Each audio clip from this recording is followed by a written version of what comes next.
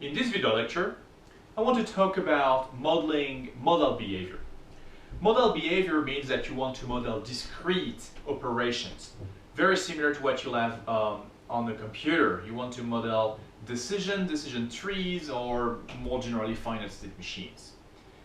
So what I'll do is that we'll actually go through a couple of definitions. And we'll go through the example of a discrete system that counts the number of cars that enter or leave a parking garage.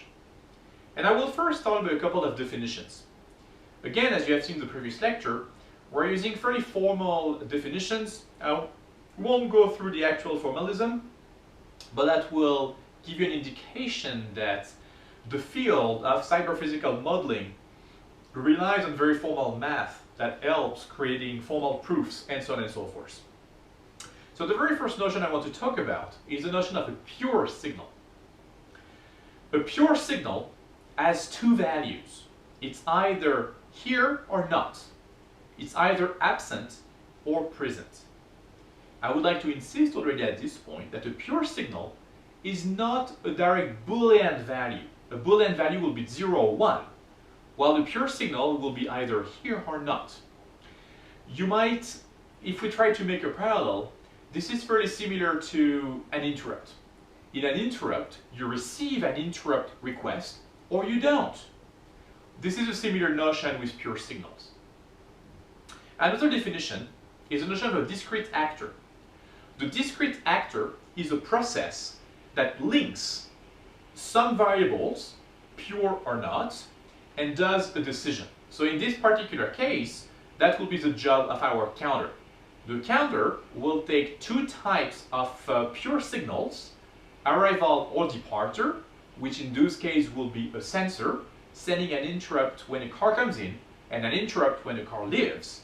And the counter will then keep an internal state and count the number of cars in the garage. So this discrete actor is linked to a state space, which are the states that this discrete actor can do. And there is finally a very important notion, which is the notion of reaction. The notion of reaction is triggered when a signal is present. When a pure signal is present, the counter will react. If there is no reaction, the counter does not do anything. So this is also linked to this, again, I like to make a parallel with what we had before, the Boolean value that we're familiar with, 0, 1, and a pure signal that will be more like an edge trigger type of signal.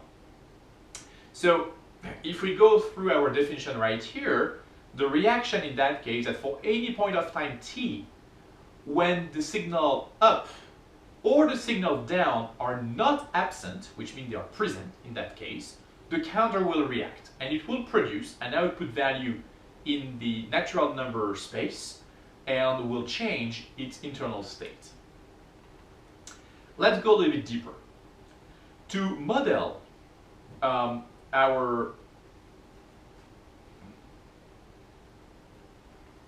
in order to model a discrete actor, we use a finite state machine representation. This particular formalism is probably different than what you've seen in previous classes. Again, I insist on the formal nature of this representation. Its goal, its job, is to actually be able to create a nice and clean mathematical formalism that allows formal proof. So I invite you to embrace this kind of representation.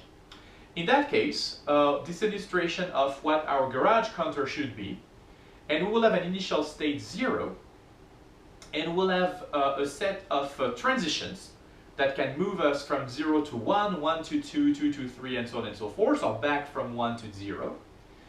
And this transition is associated with a guard. The guard is linked to the condition necessary to take this transition. And this is finally associated with an output. So if we look into the formalism, let's look at the bottom right. We have the open-ended arrow, which is the initial state indicator. That's where the system goes when you power on your system, our initial state. we have transitions, and those transitions are a word / an action. The word is only the condition necessary to take the transition. The action is the actual value or signal triggering, or and so on and so forth, that will happen when you go through this transition. Sorry. You might also have self loops that loops from a state to another one.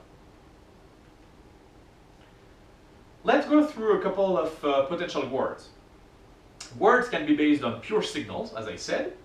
True, which is the transition is always enabled.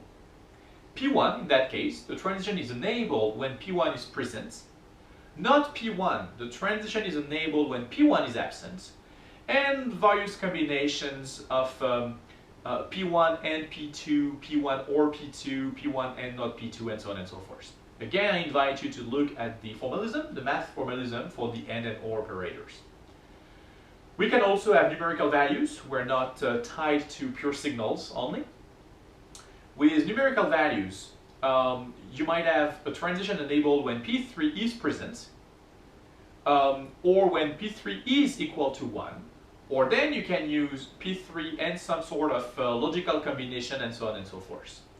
So with this notion of numerical value, it's very much resembling an if type of condition, where it will be wrong or false when the value is equal to 0, true otherwise unless you put some tests.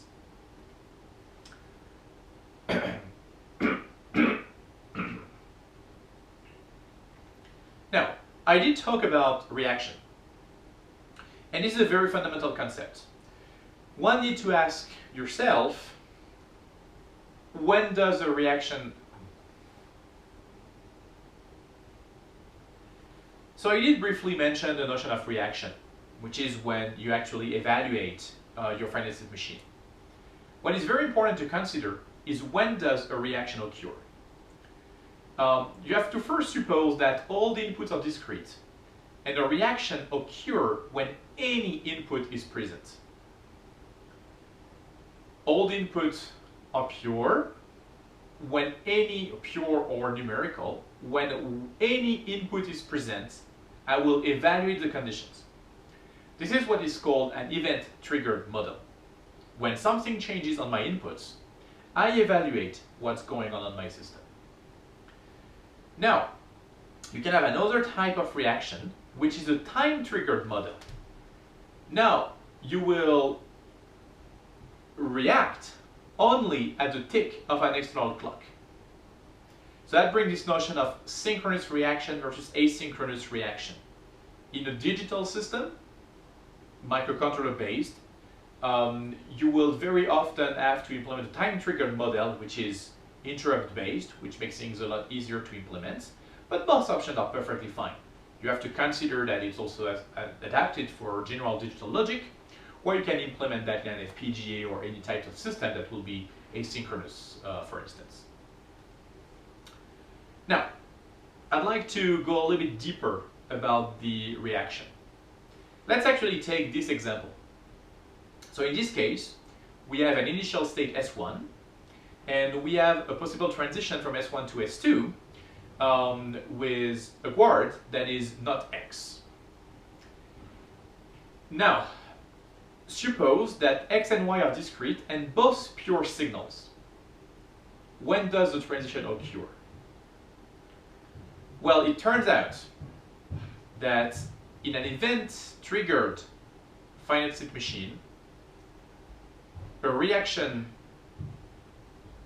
or an event on X will impose a reaction. The finite state machine will be evaluated, but then the word tells us that we need to take not X, so X needs to be absent to take this transition. Unfortunately, in that case, we will never take this transition. When X is present, I evaluate my conditions, but my conditions tells me that X should be absent to take this transition. So we'll never be able to jump from S1 to S2. So you have to be very careful about the formalism here to guarantee that moving from a state to another will actually be correct. Let's go through a little bit more notations. The default transition is very often omitted in this particular case, the default transition is a dashed arrow, unless you have an actual specific output you want to specify. In this particular case, we don't have a specific output, so we can omit this default transition from the FSM to make things lighter. So what will we be able to do with finite state machines? Well, finite state machines provide a way to represent a system for mathematical analysis that a computer program can manipulate. So you can imagine to write, to validate formally that your system behaves correctly. It's a way to model the environment of a system. So you have your system, that's true, but you can try to model the behavior of a user to test your system against this model of a user. And more importantly, it's a way to represent what the system must do and must not do. And that's its specification. That brings me back to my notion of functional simulation, functional specification, a specification that I can actually simulate and study through simulation to make sure we have a complete understanding of what the system should do. And finally, it's also a way to check whether the system satisfies its specification in its operating environment. So now it will be an option to validate this model with the actual system to guarantee that they have a similar response.